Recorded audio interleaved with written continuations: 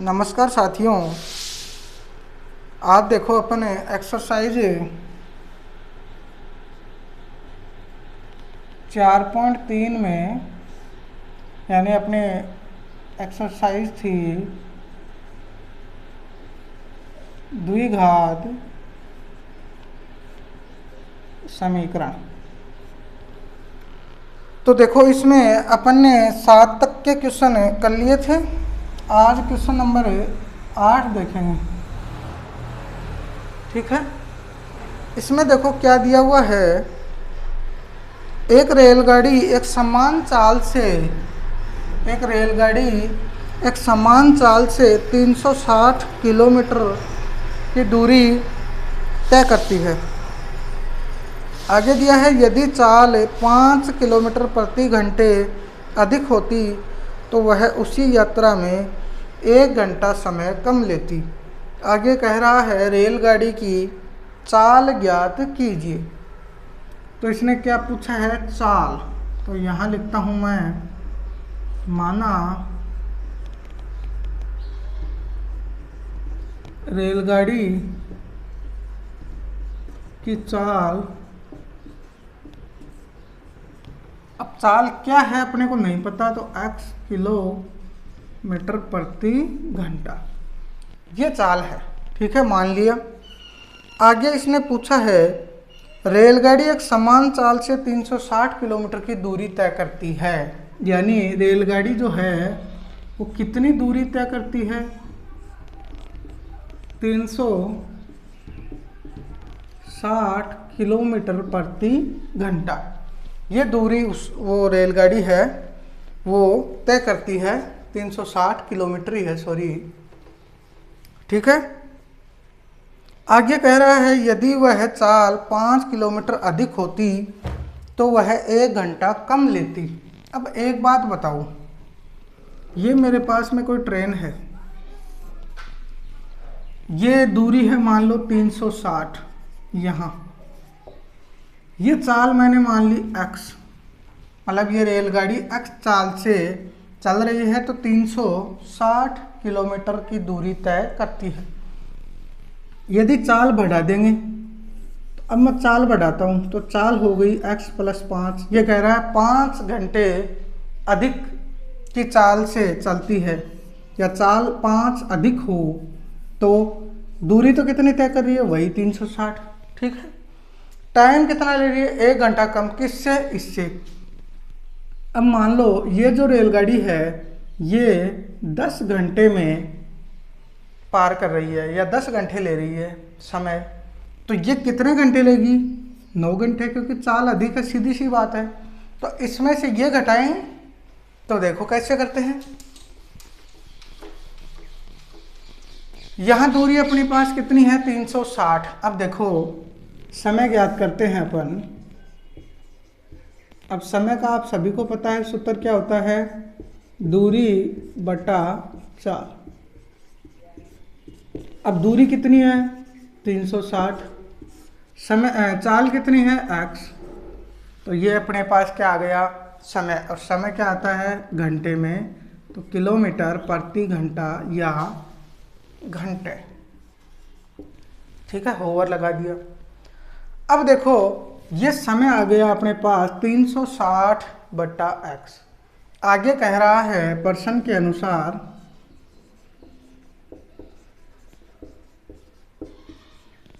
क्या कह रहा है, देखो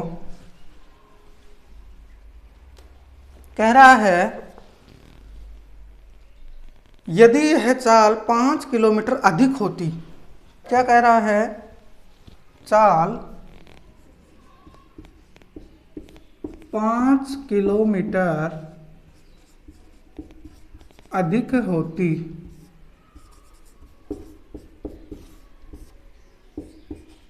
चाल 5 किलोमीटर पर हॉवर अधिक होती। अब देखो चाल अधिक हो रही है, इसका मतलब यहाँ से चाल क्या हो जाएगी, अतः चाल क्या हो जाएगी, x तो पहले थी, 5 किलोमीटर अधिक हो गई तो ये हो गई 5 किलोमीटर प्रति घंटा। ये चाल हो गई। दूरी अपने को पता है कितनी है, कितनी है भाई साहब दूरी? 360 किलोमीटर। अब यहाँ से अपन समय ज्ञात करेंगे तो क्या जाएगा? दूरी बटा चाल। अब दूरी कितनी है? 360। चाल कितनी है? x plus 5 kilometre per hour की स्पीड से, या समय अपने पास आ गया 360 पर आवर आएगा यहाँ x प्लस 5, क्योंकि समय है, समय घंटे में आता है, तो ये अपने पास दोनों समय आ गए। अब बच्चों को दिक्कत कहाँ आती है कि इसमें से ये घटाएं या इसमें से ये घटाएं, दिक्कत यहाँ आती है। तो देखो, आपको मैंने अभी थोड़ी देर पहले समझाया था कि ये जो चाल है या ये जो समय है ये बड़ा आएगा, यानी इसका जो मान है ज़्यादा टाइम लेगी ये, और ये चाल अधिक है। भाई अपन जैसे मोटरसाइकिल चलाते हैं, बस चलाते हैं, तो जितनी गाड़ी की स्पीड होगी वो समय कम लेगी, सीधी सी बात है। तो इस गाड़ी की जो स्पीड है, चाल है, वो ज़्यादा है, तो ये समय कम लेगी। इसकी चाल कम है तो ये समय ज़्यादा लेगी। तो समय ज़्यादा लेगी, जैसे मान लो ये 10 घंटे लेगी तो ये कितने घंटे लेगी? 9। ये 20 घंटे लेगी तो ये कितना लेगी? 19। ये 18 घंटे लेगी तो ये 17। ये 11 घंटे लेगी तो ये 10। इस प्रकार से आएगा। क्यों मैं यही क्यों ले रहा हूँ 20, 19, 10, 9? क्योंकि अगले ने क्वेश्चन में कहा है, देखो क्या कहा है, इसने कहा है कि यदि चाल 5 किलोमीटर प्रति आवर अधिक होती तो वह उसी यात्रा में 1 घंटा कम लेती, 1 घंटा कम लेती, ये कह रहा है।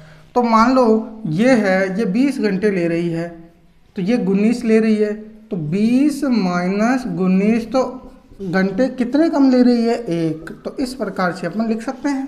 देखो कैसे, यानी मैं इसको ऐसे लिख सकता हूँ 360 बटा x माइनस 360 बटा x प्लस 5 बराबर, दोनों का अंतर कितना आएगा?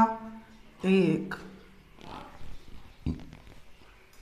इस प्रकार से मैं लिख सकता हूँ। आगे देखो, इसको सरल करते हैं। सबसे पहले लघुत्तम लेंगे तो लघुत्तम x भी आ जाएगा और x प्लस 5 भी आएगा।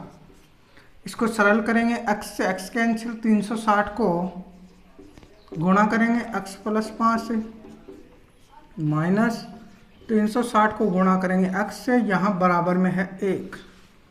तो देखो, इसको वज्र गुणा करेंगे, इधर भी 1 लगा लेंगे, इसको इधर गुणा करेंगे तो यहाँ मान आ जाएगा 360 into x plus 5 minus 360 x बराबर x इंटू एक्स प्लस 5।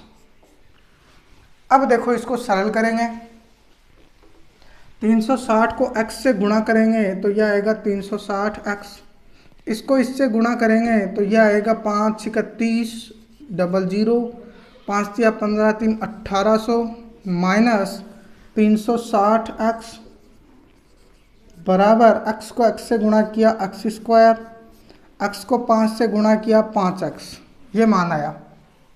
यहाँ 360x प्लस का, यहाँ माइनस का, ये दोनों कैंसिल। अब देखो, ये 1800 प्लस का है, इधर आएगा माइनस का हो जाएगा, यहाँ आ गया x square plus 5x minus 1800 बराबर 0। अब अपने पास ये समीकरण आ गई। अब इसको अपने को अच्छी तरीके से पता है कि कैसे इसको हल करते हैं। मैं इसको हटा देता हूं एक बार। देखो, अपने पास समीकरण ये आई है, x square plus 5x minus 1800 बराबर 0। अब आपको पता है, यदि मैं इसमें कौन सी विधि लगाऊं, गुणनखंड विधि, तो इसके टुकड़े करने पड़ेंगे, यानी फर्स्ट को और थर्ड को गुणा करें तो 1800 आने चाहिए, और जोड़ें या घटाएं तो 5 आने चाहिए। दूसरी बात ये, अपन इसको गुणनखंड विधि के अलावा दूसरी विधि द्विघाती सूत्र या श्रीधराचार्य विधि से भी हल कर सकते हैं। तो देखो यदि अपन टुकड़े की बात करें तो इसके टुकड़े हो जाएंगे, एक तो 40 और दूसरा 45। कैसे, देखो इन दोनों को गुणा करके देखते हैं। सबसे पहले 5 को 0 से किया 0, 5 को 4 से किया 20, गुणा 4 को 0 से किया 0, 4 को 4 से किया 16, ये आ गए 6 और 2 8, 1 1800 आ गए आपके सामने है। और आपको पता है 45 में से अपन 40 घटाएंगे तो मान कितना आएगा 5, और वही अपने को चाहिए 5 प्लस का चाहिए, तो प्लस के 45 होने चाहिए और माइनस के 40 तभी 5 आएंगे। दूसरी बात ये प्लस के चिन्ह को माइनस से गुणा करेंगे तो माइनस का आएगा, तो इसके टुकड़े क्या हो जाएंगे 45 और 40। अब तीसरी बात यहाँ पर ये टुकड़े भी कर लिए, मान लो आपसे टुकड़े नहीं हो रहे हैं, टुकड़े आपको याद नहीं हैं या नहीं हो रहे हैं, तो आपको द्विघाती सूत्र पता है या श्रीधराचार्य विधि, उससे भी अपन कर सकते हैं। ए का मान क्या है, चलो दोनों ही विधि में आपको यहाँ दिखा देता हूँ। ये अपने पास समीकरण आया था x² + 5x - 1800 = 0। अब देखो श्रीधराचार्य विधि तो क्या होती है, -b ± √b² - 4ac/2a, यही होती है। अब यहाँ से देखो a का मान तो कितना है, a का मान तो गुणा में 1 है, b का मान कितना है 5 क्योंकि गुणा में 5 है, c का मान कितना है -1800, यही है। तो देखो मान रखेंगे। सबसे पहले देखो अलग अलग हल कर लेते हैं इसको। सबसे पहले ये जो कोष्टक के अंदर दिया हुआ है इसको हल कर लेते हैं, यानी b² - 4ac, ताकि गणना में कोई त्रुटि ना हो, गलती ना हो। b², b का मान कितना है 5, तो 5 का स्क्वायर कितना होगा 25, माइनस 4 70 का है, a का मान 1 है, c का मान कितना है -1800, ये है, और बराबर 25 का 25 माइनस, अब देखो 18 को 4 से गुणा करते हैं तो 18 दूनी 36, 18 तिया 54, 18 चौक 72, 00। अब ये माइनस और ये माइनस क्या हो गया प्लस हो गया। अब देखो यहाँ से अपन इसको जोड़ेंगे तो कितना आएगा 5 और 2 7, नहीं 25 ऐसे नहीं जुड़ेगा, ये 25 यहाँ जुड़ेगा तो ये आ गया 72 25, ये आ गया। अब देखो ये मान अपन उसमें रखेंगे तो यानी -b का मान कितना है 5 प्लस माइनस √, अब इसको पूरे को अपन ने सरल कर लिया, मान आया 72 25 बटा 2, a का मान 1। अब देखो 72 25 मैं यहाँ लिखता हूँ 72 25, अब देखो इसका तो 5 हो गया और ये है 8 और 9 के बीच में, यानी 9 9 में 81, अंटे अंटे 64, तो छोटी वाली लेंगे तो इसका वर्गमूल कितना आ जाएगा 85, ठीक है। तो यहाँ से मैं लिखता हूँ -5 प्लस माइनस 85 बटा 2, ये दो मान आ गए अपने पास। एक तो देखो -5 प्लस माइनस 85 प्लस का लेंगे एक तो बटा 2, और दूसरा लेंगे माइनस का तो -5 माइनस 85 बटा 2, इसको सरल करेंगे 80 बटा 2 यानी 40, इसको सरल करेंगे तो यह आ जाएगा माइनस का 90 बटा 2, इसको काटेंगे तो माइनस का 45। ये तो आ गया अपने पास द्विघाती सूत्र से, मैं यहाँ लिख देता हूँ द्विघाती सूत्र, ठीक है।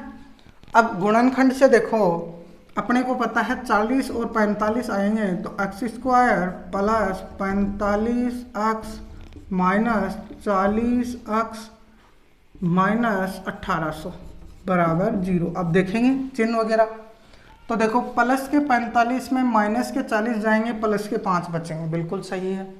45 को 40 से गुणा करेंगे 1800 आएंगे, लेकिन ये नहीं पता प्लस के आएंगे कि माइनस के आएंगे, तो प्लस को माइनस से गुणा करेंगे माइनस का आएगा, ठीक है। तो यहाँ से देखो कॉमन आ रहा है, वो कॉमन ले लेंगे, तो यहाँ से कॉमन आ गया x, तो यहाँ बचा x प्लस 45, यहाँ से कॉमन आ गया माइनस का 40, और यहाँ क्या बचा x प्लस 45। अब देखो प्लस कैसे बचा, बाहर माइनस का है तो अंदर का चिन्ह परिवर्तित बराबर 0। यहाँ से देखो एक कोष्टक तो ये है सेम x प्लस 45 और दूसरा कोष्टक क्या बनेगा x माइनस 40 बराबर 0। तो देखो यहाँ से अपन दोनों के बराबर में 0 रखेंगे, 45 बराबर 0 और दूसरा है x माइनस 40 बराबर 0।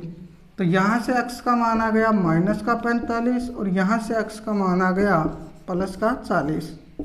सेम मान आ रहे हैं, किसी प्रकार की कोई भी समस्या नहीं होगी। ठीक है।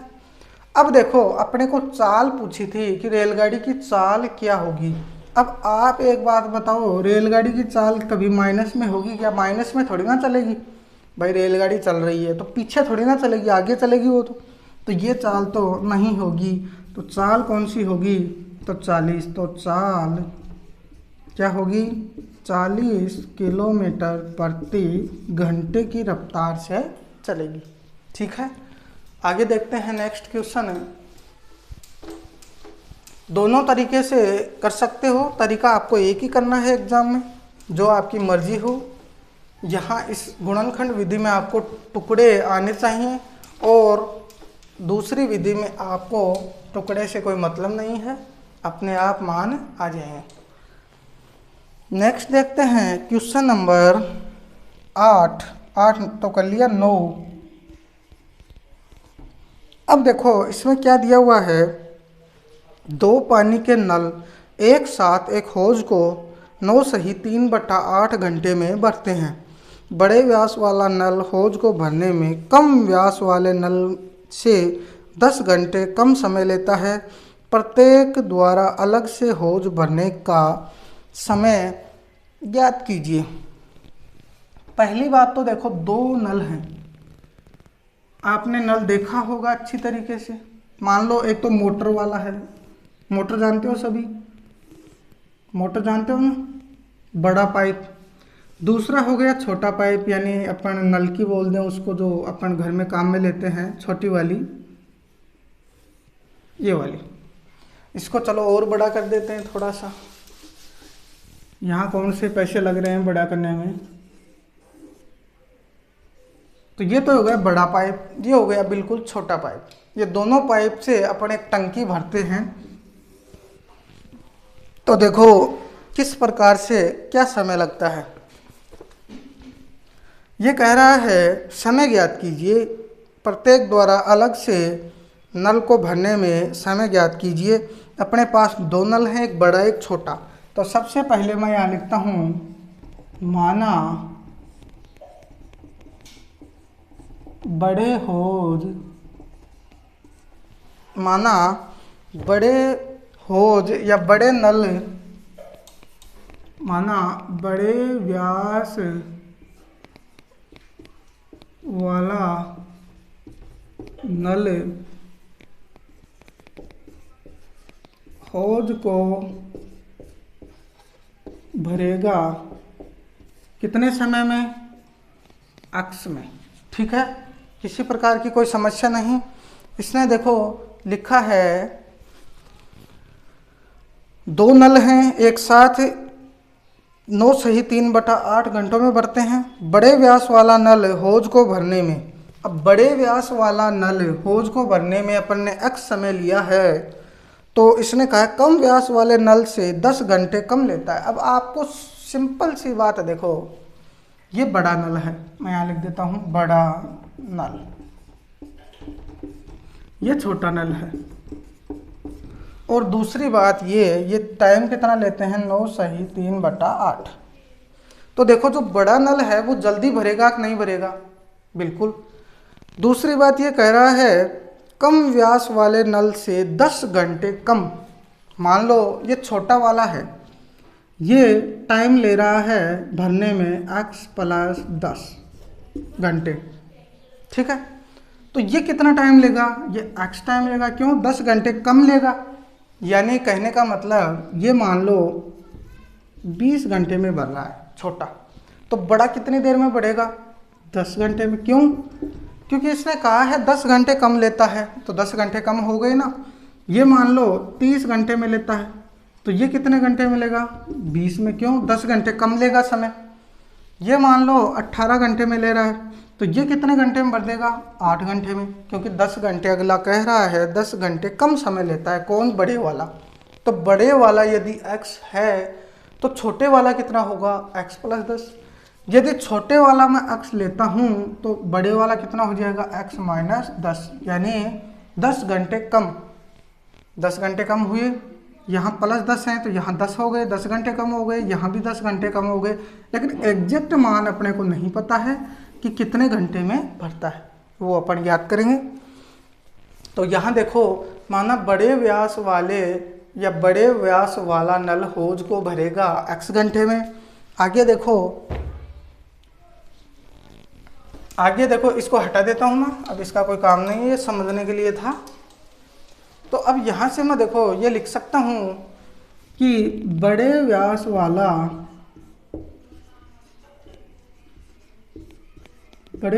वाला नल होज को 1 घंटे में भरेगा। अब 1 घंटे में कितना भरेगा? 1/x। सीधी सी बात है, यानी बड़े व्यास वाला नल होज को भरेगा x घंटे में, लेकिन 1 घंटे में कितना भरेगा? 1/x। इसी प्रकार छोटे व्यास वाला नल होज को भरेगा कितने टाइम में? x + 10। सीधी सी बात है। और आगे मैं लिख सकता हूँ छोटे व्यास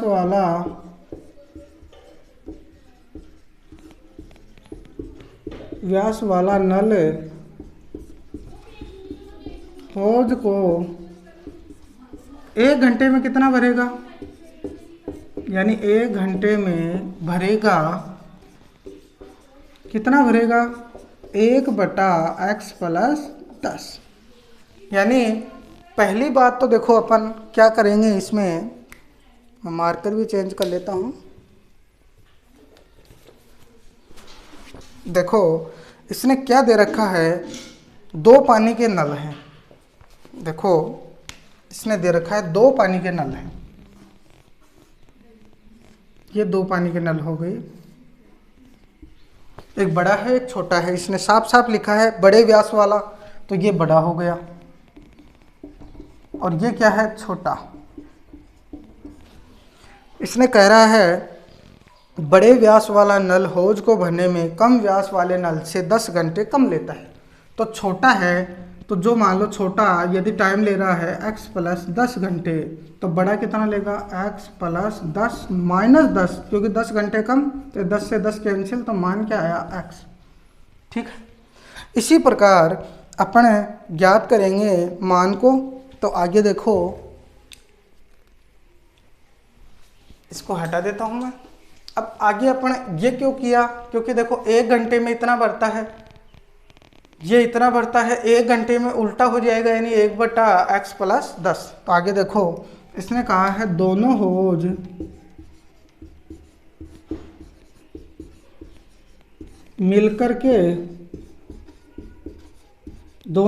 मिलकर भरते हैं। अब मिलकर कितना भरते हैं? देखो मिलकर कितना भरते हैं? 9 सही 3/8। 9 सही 3/8